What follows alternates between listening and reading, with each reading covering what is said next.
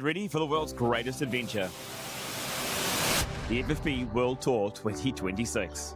A year-long journey to 36 destinations packed with fitness, sports, wellness, and unforgettable adventures. Each destination will be under the spotlight.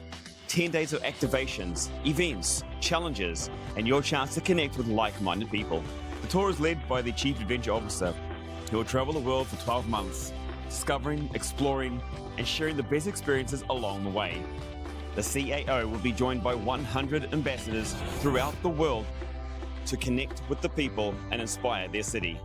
Want to get involved? Simply register as a user or a member on our website or tag FFP Travels when posting content of the places you visit and the people you meet. It's that easy. This is more than just a tour. This is the world's greatest adventure.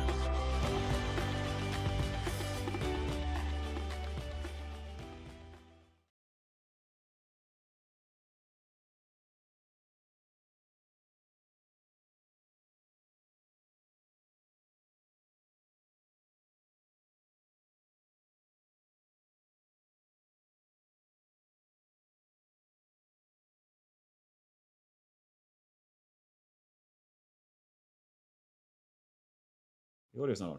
We're going to talk about the Berlin Marathon. We're going to talk about recovery methods. We're going to have a quiz, a trivia for you to answer, see how many of those ones that you get. And we're going to talk a bit more about sports, just so there's so much sports going on, how to get active in sports, how to get involved with it. Really, really simple. But first, let's talk about the 10-day adventure giveaway.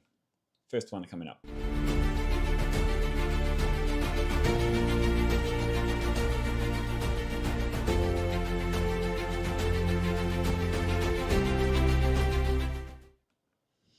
Okay, so straight into it. We are directly into it. Let me bring it a little bit closer for everybody because it's just a little bit nicer that way. Got the world map in the background. Of course, the world map's there because of our world tour that we are arranging for 2026. And if you want to be involved in that, literally all you've got to do is start and follow FFP Travels on any of these platforms. Right? Start there. And from there, what we're going to be able to do is we're going to share what you discover, you explore, and what you connect with around the world. I'm by myself today, so I'm going to have to try and do the changes and everything else like that myself. But yeah, to get involved with that 10-day adventure, all you do is tag FFP Travels, post, and tag us in it. And then every day we draw someone out to go into the main draw for a trip to Bali, Dubai, London, or Cairns, Australia. And all you got to do is tag and share. That's it. Real simple. Get involved. Get involved with that one there. Boom. All right, coming up also just talking quickly about the world tour. So that world tour itself. So for the ones that don't know about it, super cool, super sick. It's literally, that's why the world map's kind of behind me here, is we're going to highlight and spotlight different destinations around the world. And we're going to, for example, Dubai, we're going to spotlight all the fitness, sports, wellness, and adventure in Dubai or in Cairns. The fitness, sports, wellness, and adventure services, activities, communities in Cairns. So if you are a provider or you are a professional, make sure you register on ffptravels.com. Okay, ffptravels.com if you are want to be part of that one, part of that spotlight. Cool. Yes, get involved with that one indeed. All right, let's move into the next part of our section. So bear with me as I move through these different things. FP World Tour, boom.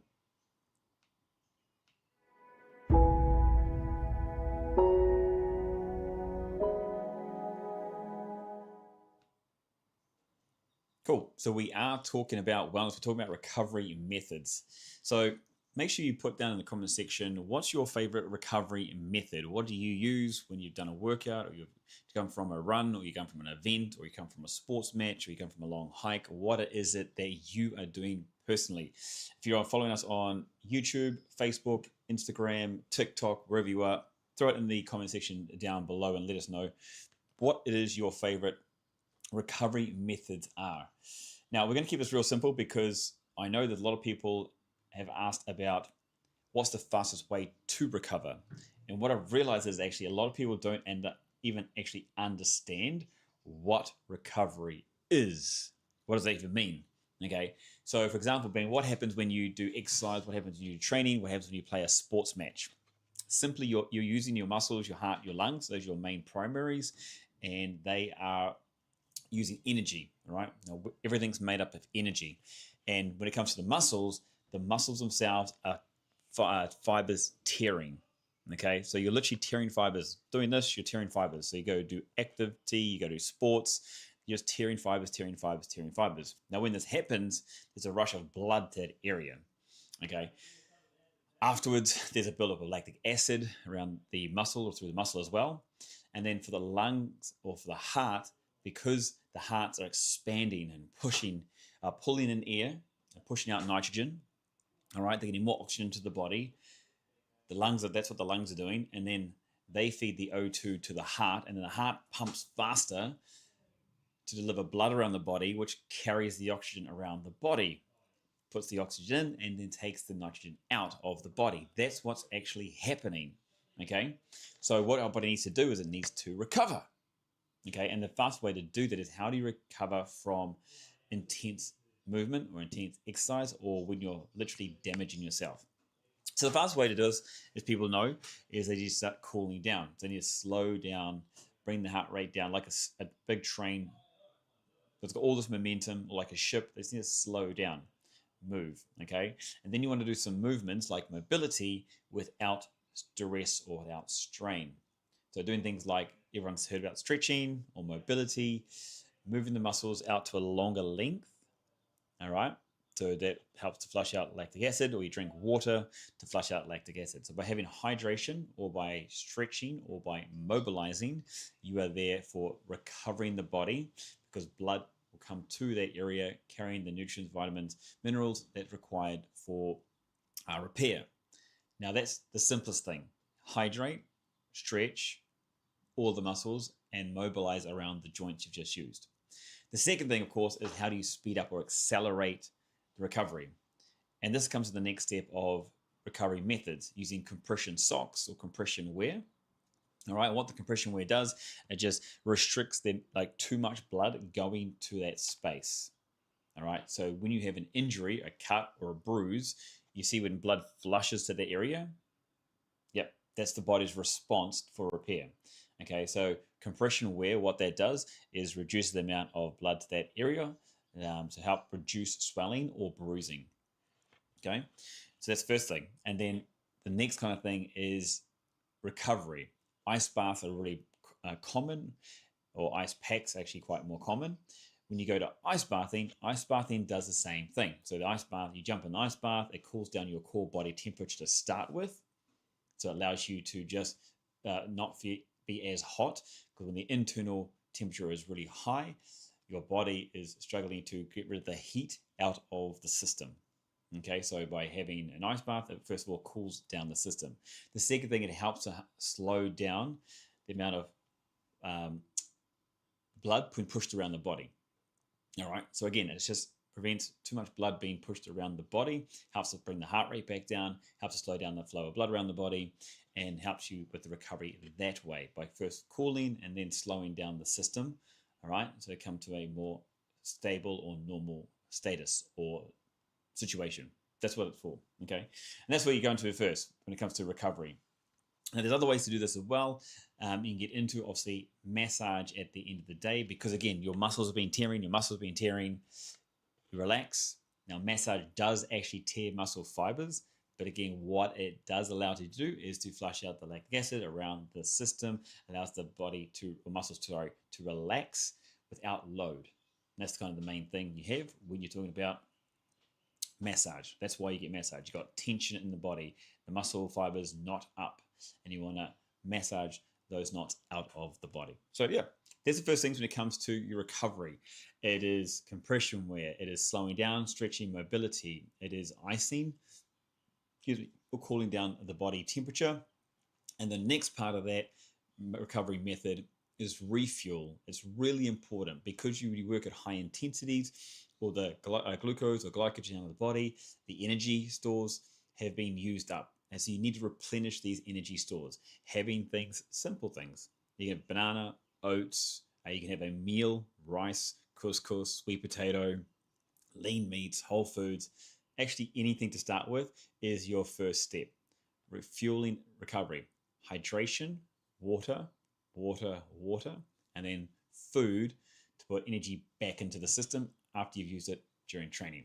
Now we can go deeper into the whole here. We talk about proteins and carbohydrates and good fats, but we'll just simply start off with the recovery method is to have recovery food afterwards. Okay, that is step one for what you want to be doing. Cool. Let's get into a little bit more. Here we go. Yeah. So that brings us to recovery. Have your say, share your thoughts, put in the recovery position, put it in the comment section wherever you're joining us from, whichever platform you are a part of, YouTube, Facebook, Instagram, LinkedIn, TikTok. Throw it in the comment sections down below. All right, let's go into a bit of trivia.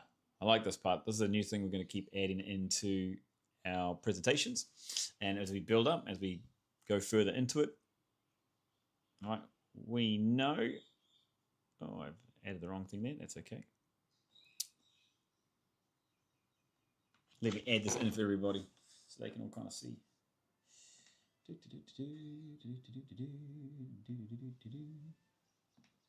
Trivia questions. Just trying to find out trivia questions.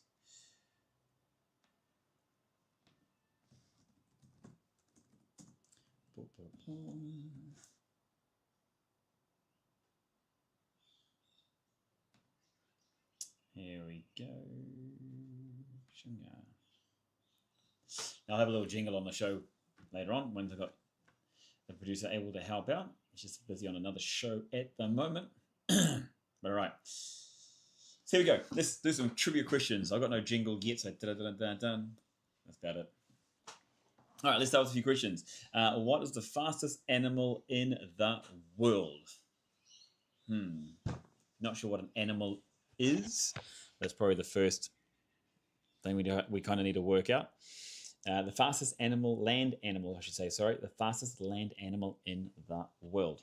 Put in the comment section, let us know what you think it is. So far, no one's guessed correctly. But if you guessed it was part of the cat family, then yes, you are correct. A cheetah. A cheetah is the fastest land animal in the world. It's a bit of fun thing there. It can reach up to 65, 75 miles per hour. If you're into kilometers, that's 104 to 120 odd kilometers per hour. And it accelerates from 0 to 60 or miles per hour, or 0 to 100 kilometers an hour in about 3 seconds. So they are rapid. Originated out of Africa. They're actually critically endangered population in some places as well. So the beautiful cheetah looks stunning too as well. There you go. So the next one. Which country invented yoga? Which country invented yoga? Throw it in the comment section. Let us know where you think yoga originated from. Which country invented yoga? Any ideas? To be fair, I didn't know this beforehand. I learned more about it, though, when we started talking about these kind of things, which is pretty cool. All right. Now, if you have guessed where India is, then it's India. India is the country of origin when it comes to yoga. Now, some really fun facts about that is that yoga is actually different practices. All right. So it's a lot more spiritual. It comes from India, but there's different types of yoga. For example, Bikram was created by or invented by a guy called Bikram, and he has his patterns, his movements that he's created, and they keep repeating over. Bikram's actually a hot yoga style. Some more things here. It's actually a hot yoga style, but all these different styles of yoga were created in their own way. It wasn't actually invented in a particular city. It was just something that people did, and they created their own versions of it. It's evolved over thousands of years. They say around 3,000 to 1,500 BC was when yoga potentially was first invented. So there you go. Bit of a learning for today. What's another one? Okay, so how many minutes are in a standard football or brackets soccer, depending what part of the world you're from, soccer match, excluding extra time? How many minutes in a standard football soccer match that exclude extra time? So if you're a soccer fan, this is going to be super easy.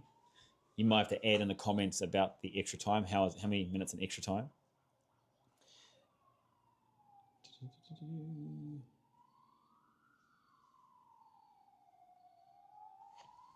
Any guesses? Any guesses? Any guesses? Hey, Corby, good to see you, mate. Okay, so a soccer match or a football match, depending on how you want to look at it, is 90 minutes long. That's right. Football is 90 minutes long. There is two 45-minute halves, depending on what level of football you play at. You have a 5-minute or a 15-minute break in between. And if you're going for those extra points on how long is the extra time, it's usually two 15-minute halves. Okay, so if you get to 90 minutes, two halves full time, and it's a draw, and you need to find a winner, you play extra time, which is usually 15 minutes each way. So you end up playing 2 hours of soccer or football to find the winner. And then if there's still no winner found by that time, it goes into penalty shootout. And a penalty shootout is someone stands in front of the goal, there's a goalkeeper, you kick the ball, and each team will have 5 attempts, and whoever's most attempts, they win. And if that doesn't happen, if it's still a draw, it continues 1-for-1 until somebody misses. And that's how the matches are decided. It happens all the time. I think one of the most exciting parts about a football match can be the penalty shootout, but it does take a long time to get there. It's probably another interesting fact about soccer, by the way, about football, is that there was no actual length of a football match way back. All right, it used to be how many first to get to X amount of goals, first to 5, first to 10 type of thing. That's how soccer was first played, was about getting to the number of goals. So yeah, pretty crazy. All right, next one. What's the longest bone in the human body? What's the longest bone in the human body?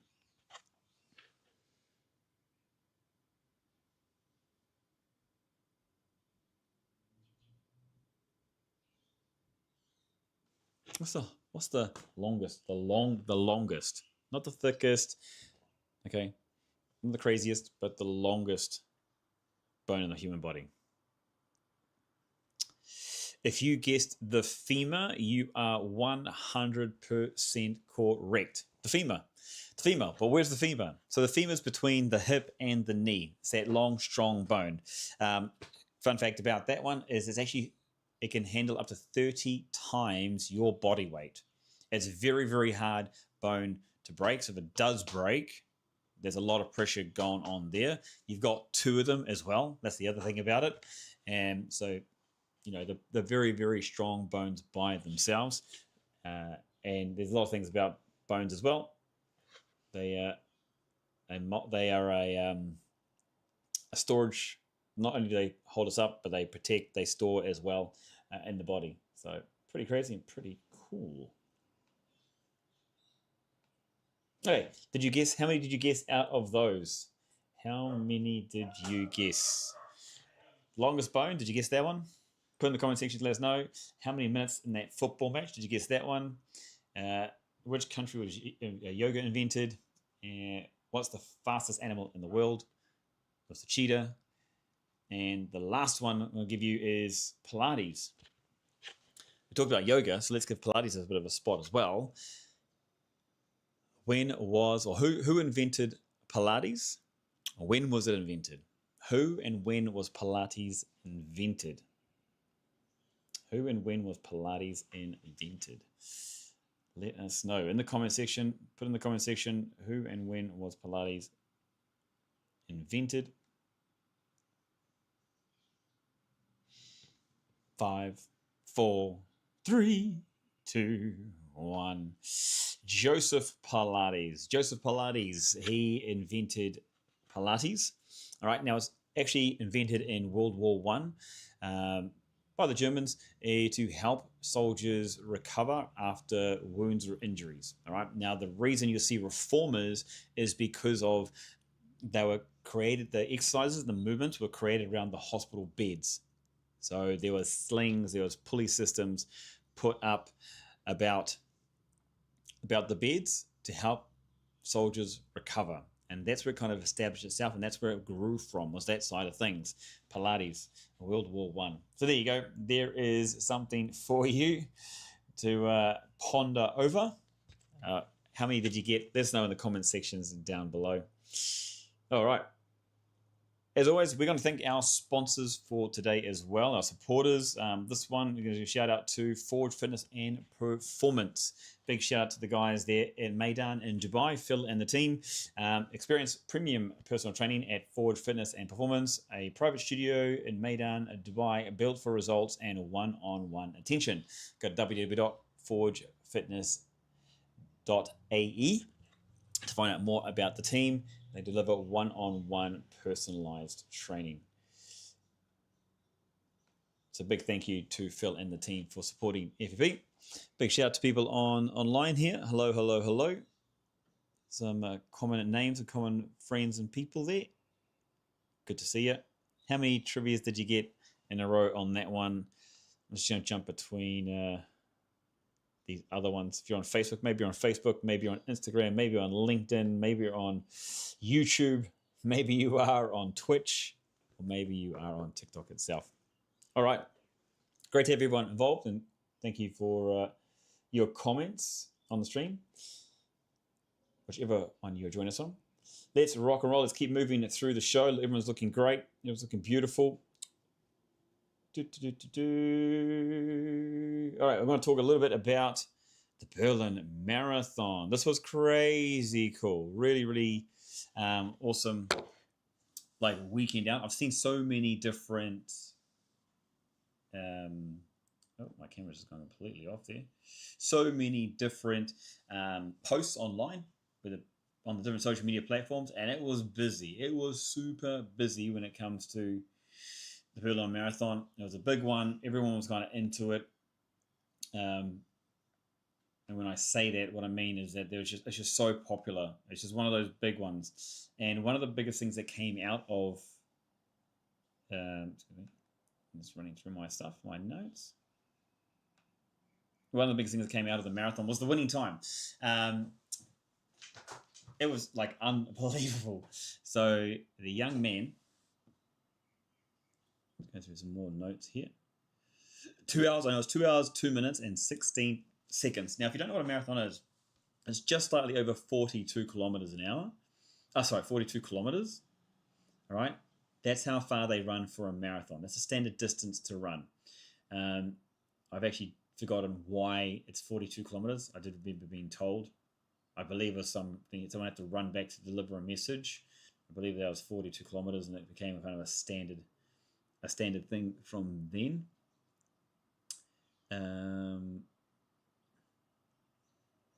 Yeah, I've actually just lost my notes in this one. Just trying to remember the guy's name. The legend himself. Oops, I think I've gone the wrong way. This is what happens when you scroll on your phone sometimes. You lose stuff that you're trying to find.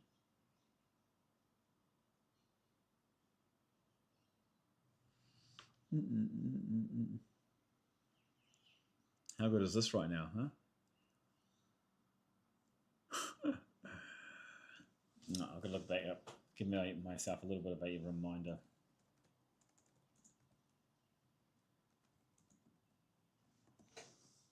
No, they're pretty fast times. They were ridiculously fast times. This is what I want to talk about.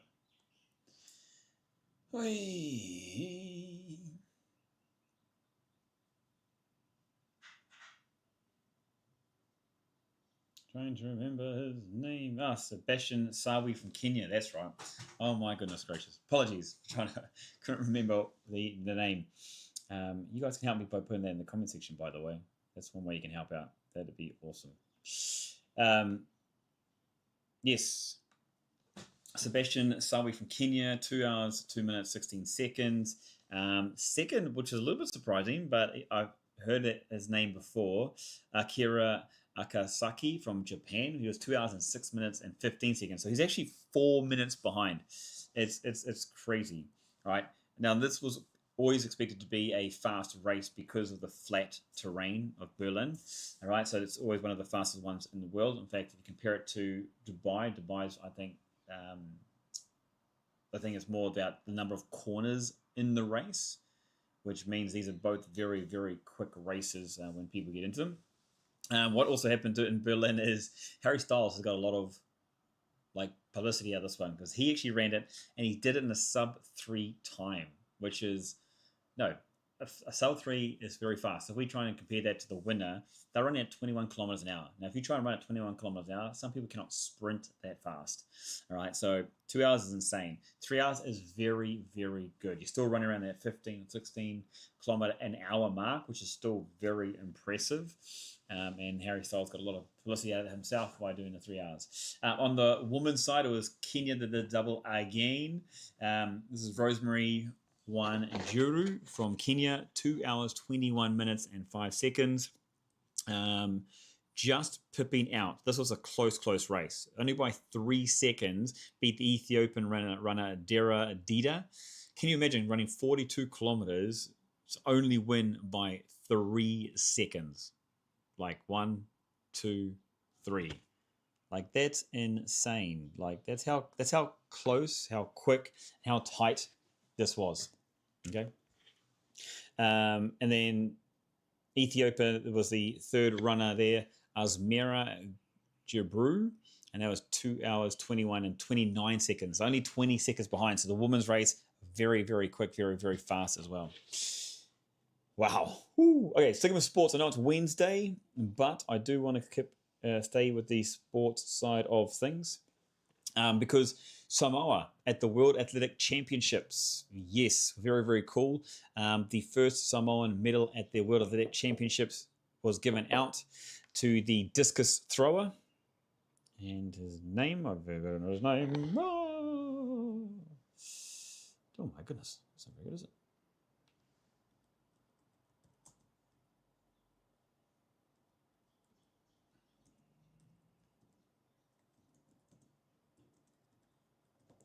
Yeah, huge win there for Samoa to have their first one. Created history. In fact, I saw one of the interviews about him and Alex Rose, that's the name. 66 meters and 96 centimeters is how far he threw it. He was talking about as a dad how hard it was for him to train.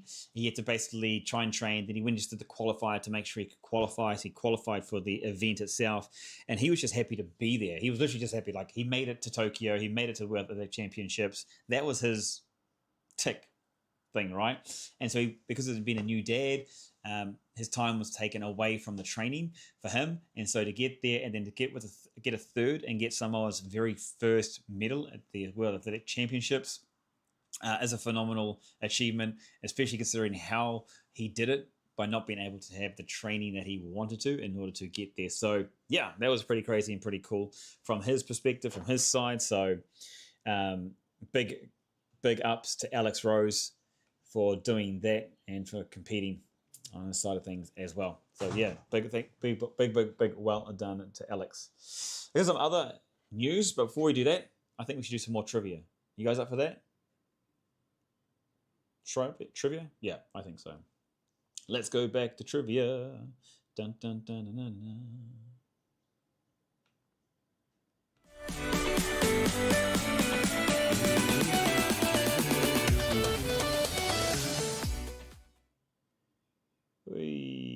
Just trying to find my... All right. So let's get into a bit more trivia side of things here. It's so much nicer when you got a producer to help you out. Tell you what. A bit of a funny thing going on there down in the ticker down below. All right, so for this one here, some more trivia questions. Let's rip into it. Remember, put your comments in the comments section, your answers in the comments section. Let us know what you think the answer is for these ones. got a few windows open here, so this makes my job a little more entertaining. Okay, here's question number 6. Which sport would you perform a slam dunk? In which sport would you perform a slam dunk? Let us know down in the comments section. Slam dunk. What is a slam dunk? How well do you know your sports? Give you a few more seconds. Do you need a clue? I feel like sometimes you might need a clue. Slam. Slam? A dunk. Okay. So the slam dunk, first ever recorded an official setting, was by Nate Robinson.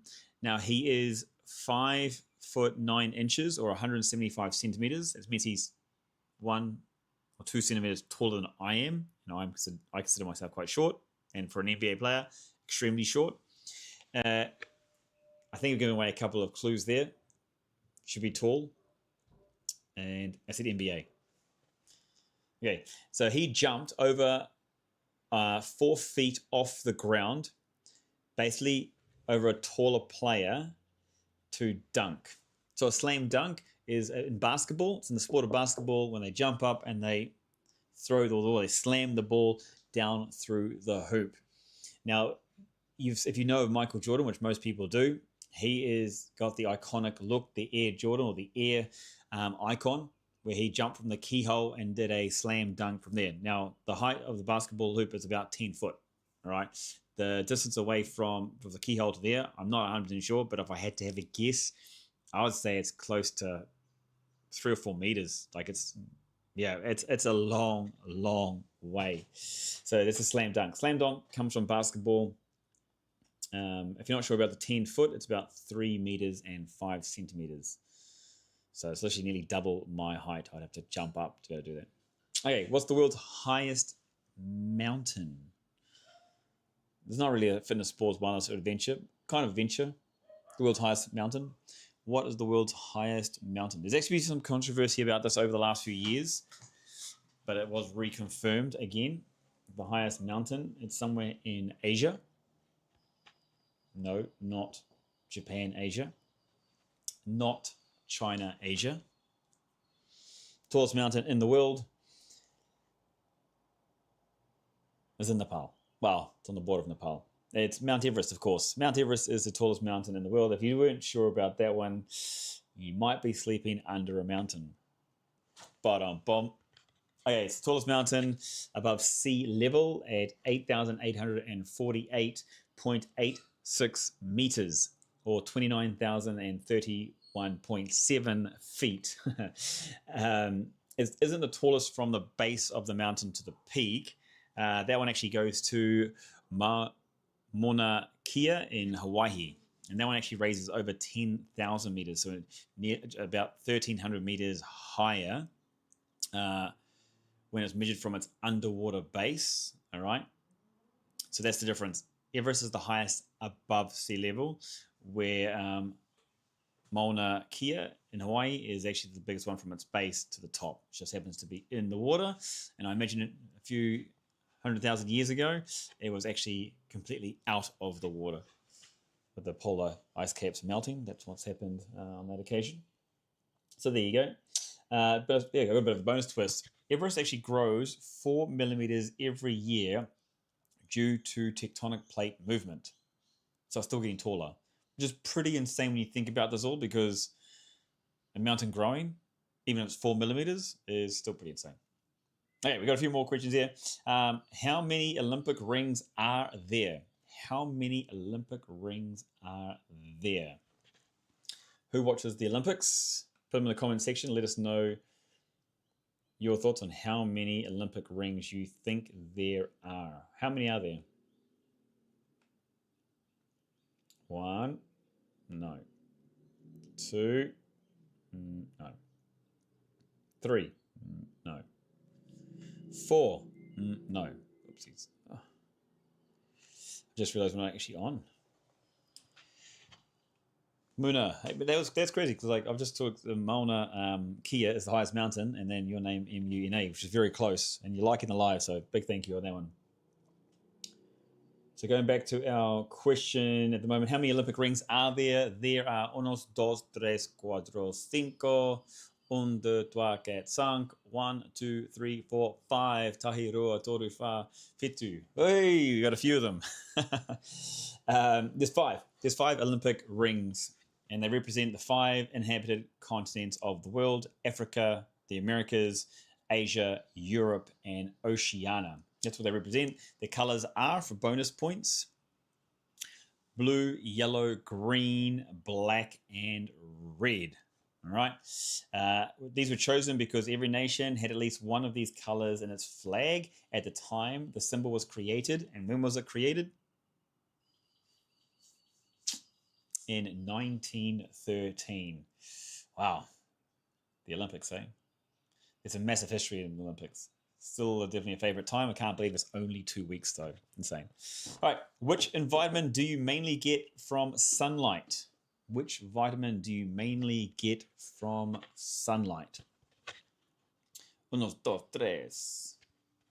Now I've got these different numbers in my head.